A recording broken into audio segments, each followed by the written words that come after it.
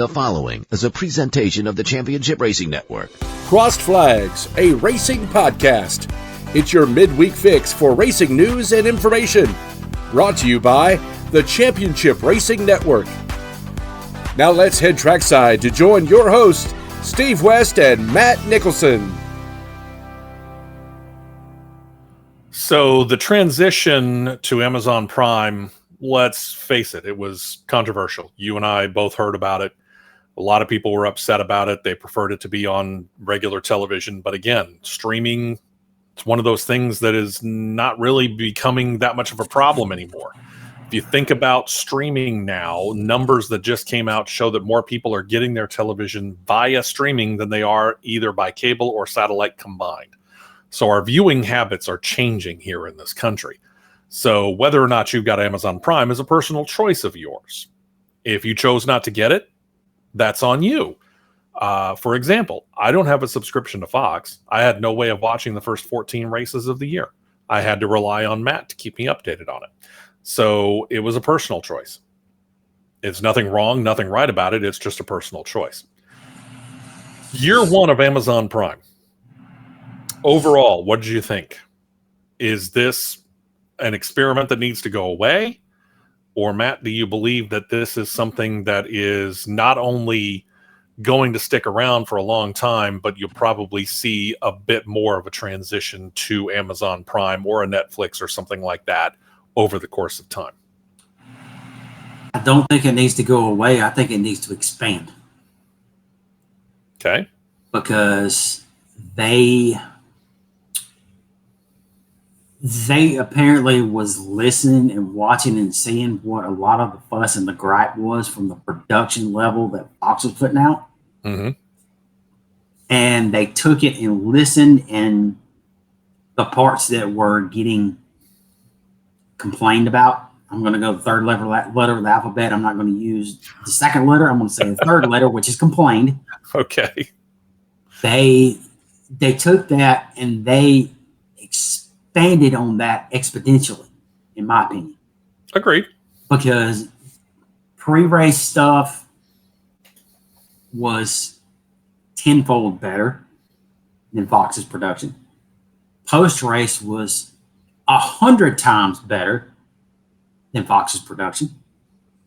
So essentially, in my opinion, they've set the bar now for what TNT and NBC should do for the remainder part of the year. I agree. Where Fox might have been, say, right here, Amazon Prime brought it up to here, if not even. I'm going to say they were 2 steps higher. Yeah. I mean, they were significantly higher. And I think, and this is going to be an across the board. I don't care what broadcast TV partner you're talking about. Right. The post-race show by itself made this the spectacle worth watching. You got a full post-race show. The one that came after just this past weekend at Pocono was a full hour long, where they had Chase Briscoe come up. They had all the guys who were calling the race from up in the booth or down on pit road. Obviously, they made a big deal over this being their last race. But you got a full hour. You got a full show each and every one of those 5 races. A lot of people will turn to kind of what you're looking at on the screen right now. You got that double box where I'm in one and Matt's in another. Well, that was what we got for every single break. You're not going to get that on NBC. You're not going to get that on TNT. You're not going to get that on Fox. And the main reason why is because they can do it for the network breaks. But when they send it to the local station, or in the case of TNT, they have to send it to the cable company because they have commercial breaks. You can't go full box. It just doesn't work that way. So you're going to miss some action. But that was one of the big problems that they had when it came to Fox, too. So you're going to see a larger number of commercial breaks. You're going to see ones where you're not going to get that 2-box action. This is stuff that Amazon Prime can do that no broadcast TV partner can do. And the other thing that we showed, and we talked about this on the big show last Saturday, by the way, mentioned it real quick, viewership numbers. Viewership numbers for Amazon Prime on streaming only were every single bit the match for a Fox Sports 1, what we'll probably find out of TNT, or USA, all the cable channels. Amazon Prime was matching them. I'm going to say that they, but when it's all said and done, they will exceed USA. And you're probably right. They may exceed TNT, truth be told. But it's possible. Yeah. But I did find out, by the way, if you're looking for TNT on streaming, Hulu apparently carries it. Who knew? It's good to know for me. Yeah, it's overall grade that I give them. There were little things, just little tiny things here and there that held it back, but it's a solid A, very solid A. Yeah, I mean, I'm not going to give them a perfect score, but dang, they came about as close as anyone could have possibly expected for them. They really put a lot of thought into it, put a lot of effort into it. Think about just the last number of laps there, that long green flag run where Denny Hamlin's trying to catch up to Chase Briscoe. Chase Briscoe's being told he needs to save gas. These guys come up with a fuel burn rate. Who ever thought about trying to come up with that? That was something that was just so perfect, especially for that moment. Where that comes from is because everybody, if you're at a racetrack and you're within the, how do I word this? You're within the contingent of staff that puts that race on, whether it be from television. You and I have seen this in PA booths, all the way down to the level of the teams, officials in between. That is a sheer product of everybody there having some sort of access to SMT data.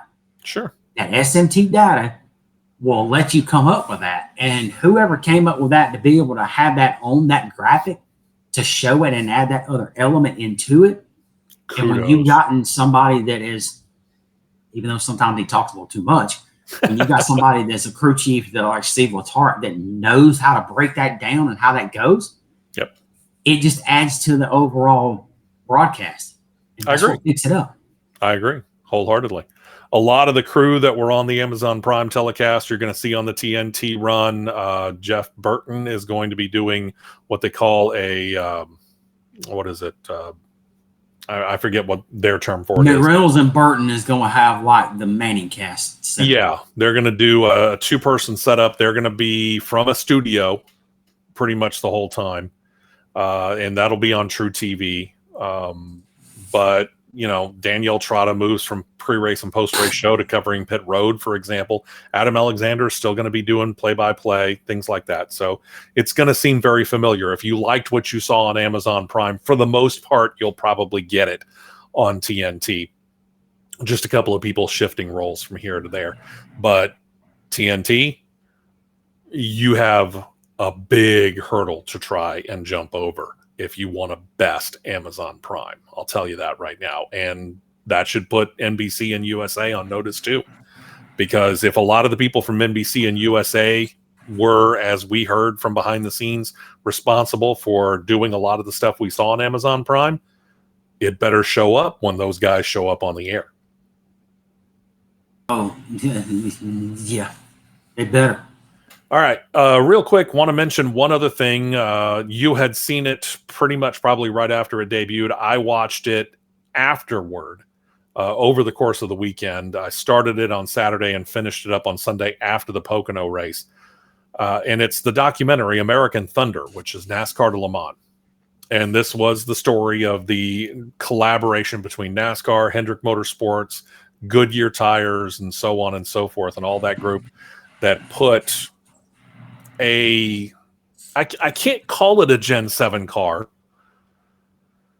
but a racer loosely based upon the Gen 7 Cup Series car. Call it a Gen 6.5. Okay, we can do that.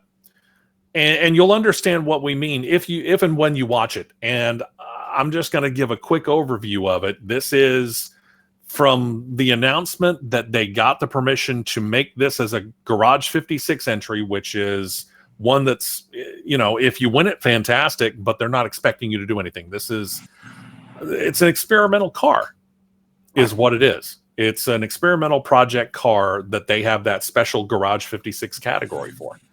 Right. And NASCAR decided, you know what? Big Bill France wanted to do this. He tried to do it in the 1970s. The cars were not really prepared for it. One went out on lap 1, for crying out loud. And you find out about the history of that. You find out about how they decided to go through the process of making this car, doing the testing of this car, figuring out who the drivers were going to be and everything. And it deals with their race itself. This was a fantastic documentary. A little bit of Hendrick Motorsports flag waving, but then again, you'd expect that. Jeff Gordon produced it, and let's be real honest when we get right down to it. Jeff Gordon is an executive producer, number one, and it is all about Hendrick Motorsports and how much of a hand that they had in this. So if you don't like Hendrick Motorsports, you'll get tired of the flag waving pretty quick. But to think about the fact that they built what is effectively a NASCAR Cup Series car, a lot less weight, but were able to make it go for all intents and purposes for 24 hours. They had 2 problems. They had a problem with the brakes. Not really all that surprised. 24 hours of doing speeds like that, yeah, you would almost expect to have a problem with your brakes. And they had a problem with the transmission. And it's amazing to me to think that they were able to change out a transmission in a race car that quick and get them back out to make sure that they finish the race and not finish last. Yeah, what you would think, a lot of people don't realize, is you would think that changing transmission in that is excruciatingly hard, but it's 1, 2, 3, 4, 5 bolts. Put it on the Bellhausen. Mm-hmm. You got your drive shaft. You got to drop the drive shaft. Yep. You got to unhook it from the cross member, and then whatever fluid lines that go into it. So maybe at most 10 to 12 bolts. Yeah. And that's overall, it. Zip it out and zip it out. Yeah. I mean, overall, to do all those things that you had to do and make sure that everything lined up perfectly, it took them, 30 minutes tops? Yeah, because the clutches were probably pre-bled in that transmission, where when you hook that line up, you're there. Yeah. Very, very impressive. If you haven't already watched it, I recommend it highly. If I'm going to do an old Entertainment Roundtable way of looking at it, this is a solid 8 out of 10. I would suggest go seek it out. It is, again, on Prime. Again, American Thunder, NASCAR to Le Mans, and to just think that car did what it was able to do, and at one point in time led the basic equivalent of the class that it was, which was GTE. And it apparently had a really good lead at the point where the transmission went out. Very impressive. Go check it out. Certainly worth a watch. Agree, disagree on the rating? I agree with the rating. I actually would go 9 out of 10. There you go. So we both highly recommend it. Coming up this weekend, I'll have another review, Entertainment Roundtable style, because we're recording this on Tuesday, the 24th. Tomorrow night, the 25th, I was able to snag tickets to an early showing of the movie F1. So I'll have a review for that coming up this Saturday. So looking forward. You're going to force me to take another trip to Birmingham. By all means, come on. All righty. Let me know. A 7:00 start tomorrow night. But yeah, we'll have a review of F1, and of course, we'll have all the news and reviews and such like that of the course of the news from the week. So join us then. Our thanks again to Molly Robinson, to producer John. My thanks to my partner right there, Matt Nicholson. I'm Steve West. Again, we thank you very much for the comments. We thank you very much for the likes, and we will talk to you Saturday on the big show on CRN Live on YouTube. Until then, have a fantastic and try to stay cool kind of week. Absolutely.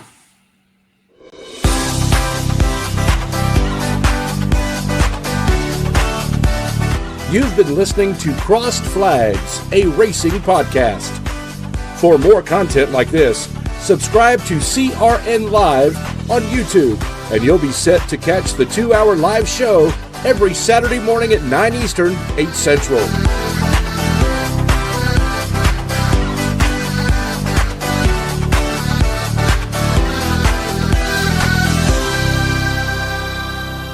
This has been a presentation of the Championship Racing Network.